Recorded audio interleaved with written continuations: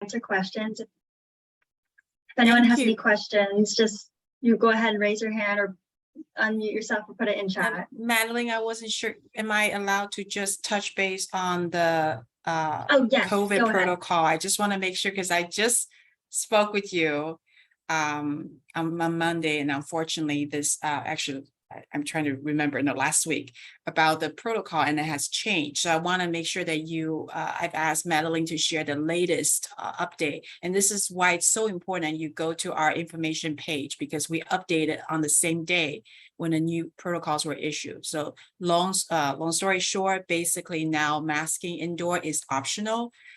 It is absolutely encouraged. So it is however people feel comfortable. And I double checked with campus yesterday, because I know you're going to ask me about what does that mean about food and drink indoors. So the same recommendation remain. They still would like people to eat outdoors as much as possible. And if you're going to indoors, to make sure there's enough room to spread out.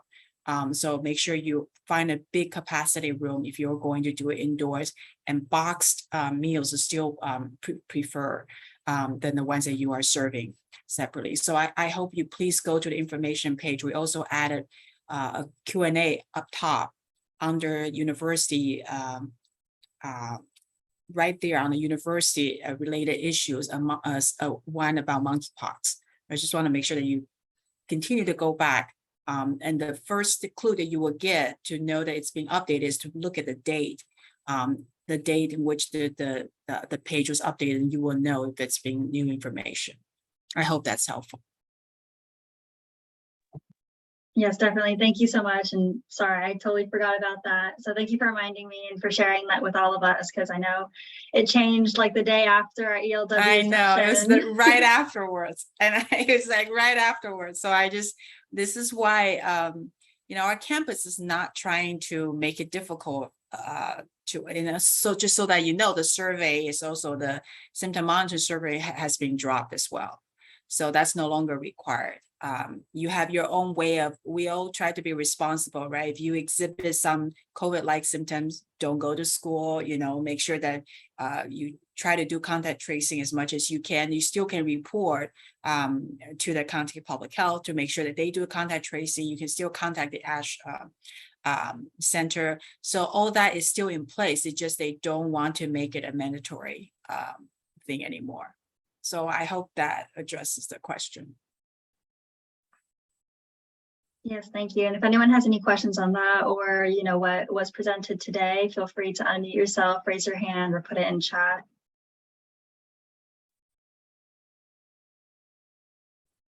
Oh, I think I saw a hand, or maybe I'm not telling through to the second page, so.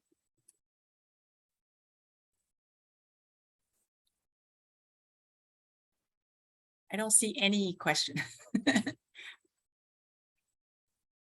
Okay, so you're all clear about marks, right? You're all clear about how to work this.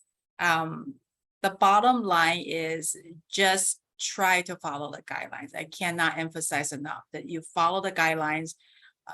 Try to be creative, but within the guidelines, so that we don't have to. I am not in the business of trying to make your life harder. I want to make your life easier. So if you can work with me and following the guidelines when you try to use UCLA or UCLA School Engineering marks, please do so. I think I see it. Somebody in the chat. Where do we go if we want to request a logo? Okay, so that is on the presentation. If you go to our website, you will see. Okay, I just want to make sure, first of all, I have to emphasize this, even though I know in the past I have looked very kindly upon the use of logo. You all work with student organization, leadership engagement, so there's actually a specific rule against student organizations for using official UCLA marks. So technically, you're not supposed to use the school logo. I, on the other hand, have always tried to figure out, if you need to use the school logo, I really need you to go to our website. So let's go through this again. I want to make sure you know where to find it. So if you go to our homepage, go to our website, which is samueli.ucla.edu. You will look under right there under about, you will see identity guidelines, which is like right above contact us. Once you click on identity guidelines, you will see semi-yearly logos, and that's where you can find the information right there. You don't request a logo, you need to tell me why you need to use our logo and how you plan to use it, where you plan to use it. It's really highly important because I do want to be a collaborative colleague to our Mark's office folks and to colleagues at Seoul. So I want to make sure I don't just, what they don't want me to do is rubber stamp, everybody will request a logo. Is if you can use it responsibly and you can show me why you need to. For example, if you're, and I'm making this up, if you're creating a flyer and you're doing an event that it's open to all School of Engineering community. So you feel like that, having the school logo there will help enhance. This is sort of a community related events. You want to welcome everyone. Let me know and show me the flyer. Show me how you design it. Show me how it's used.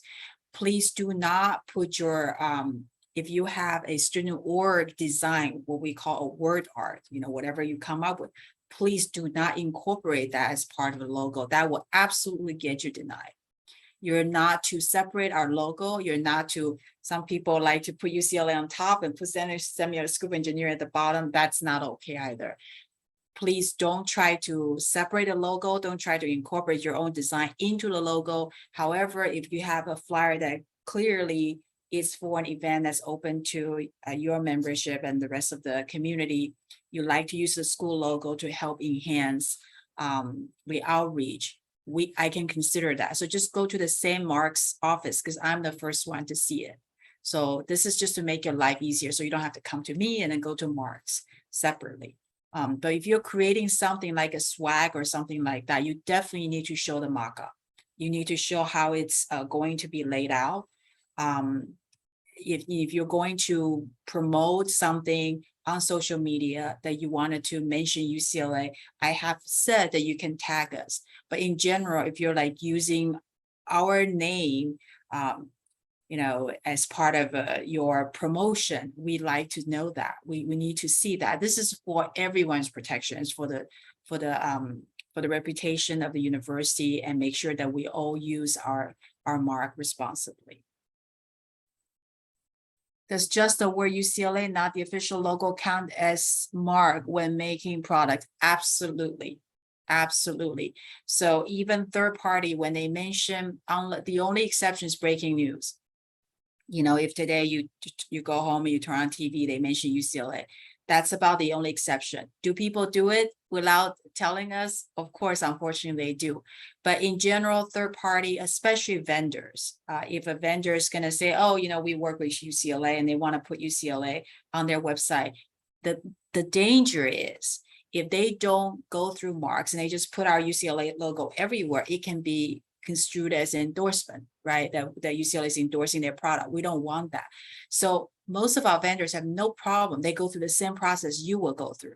If they want to mention UCLA, not using the logo, just mention UCLA on their website, on their social channels, they will go through the same process. Show us where they plan to use it, how they plan to use it.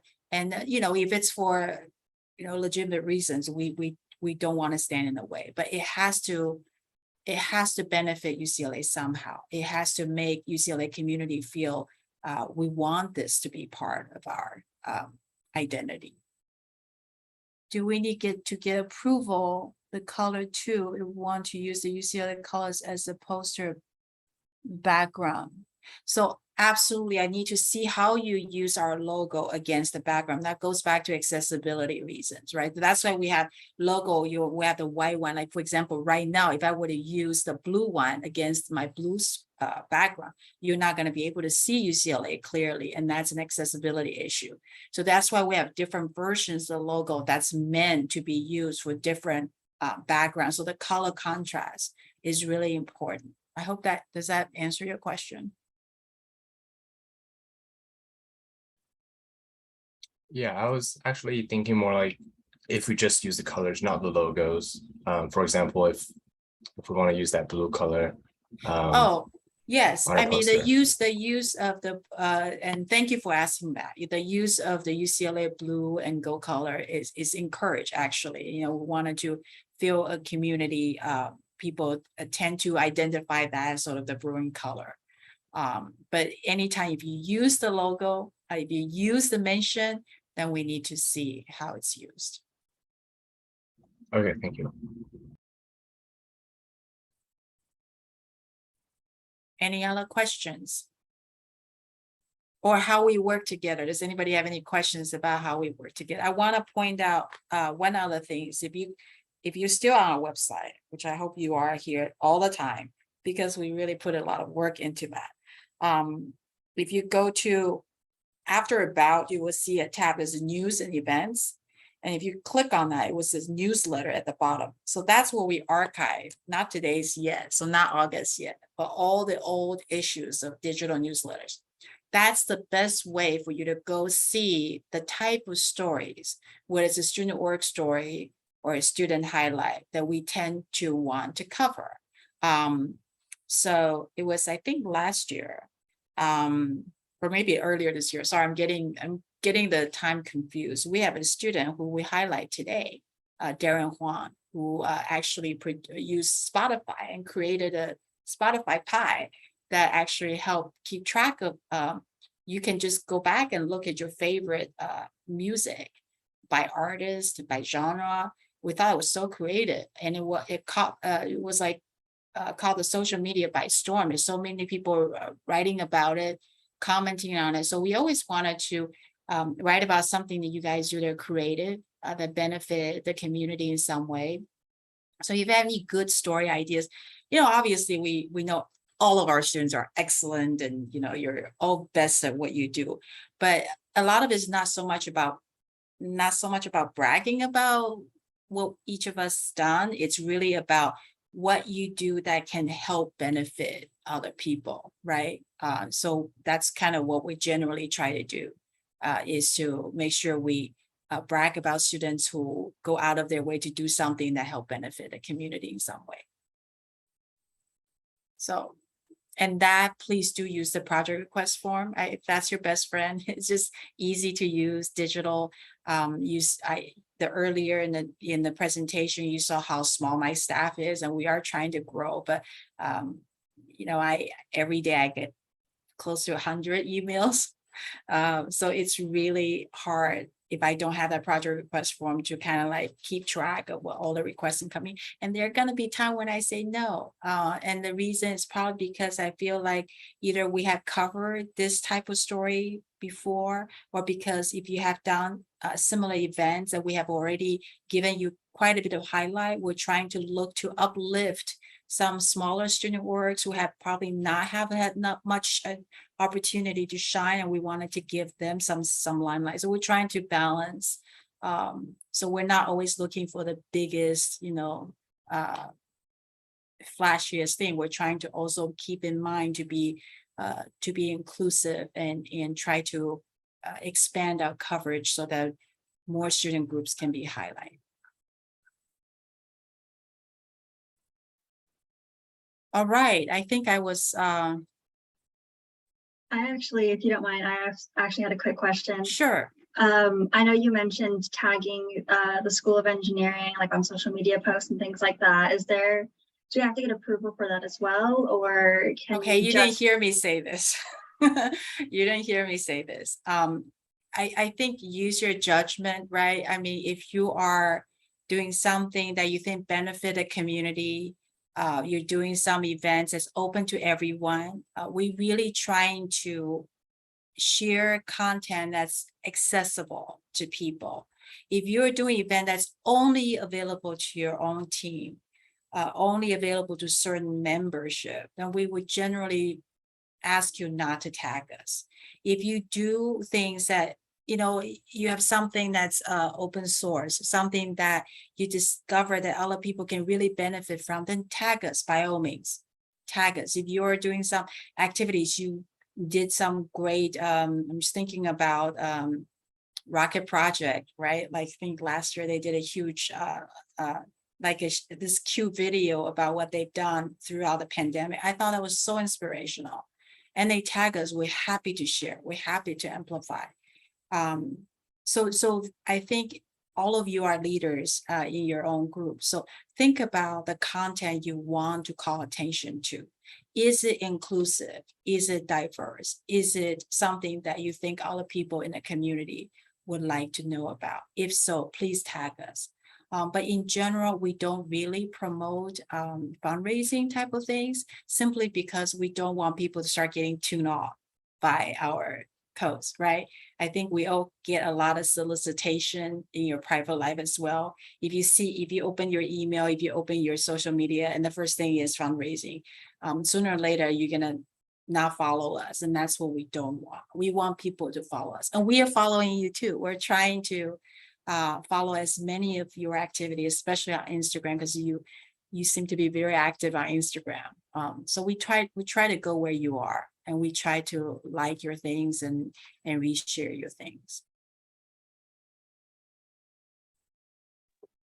Thank you very much. All right.